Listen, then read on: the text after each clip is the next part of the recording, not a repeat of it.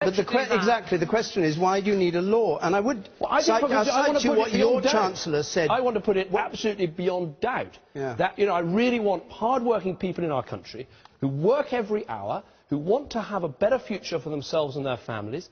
I want them to know that we're not going to put up VAT or national insurance or income tax because we know we can make the remaining savings without having to attack their wallets. That's the pledge I make. When Alistair Darling tried the same thing, your Chancellor said no other Chancellor in the long history of the office has felt the need to pass a law in order to convince people he has the political will to implement his own budget. Why do you suddenly need to pass a law? Because that was at a time... Which can be changed anyway, as we know. Because that was at a time when the budget deficit was forecast to be bigger than the deficit in Greece. That's what we inherited. So making that sort of promise then was meaningless. Now, having spent 5 years as Prime Minister, knowing what needs to be done, and let me be clear about what still needs to be done. We've got to save £1 out of every £100 the government spends for each of the next 2 years. That's the extent of the efficiencies that are needed. And then we can start to see public spending growing again to make sure that we go on putting money into our schools and hospitals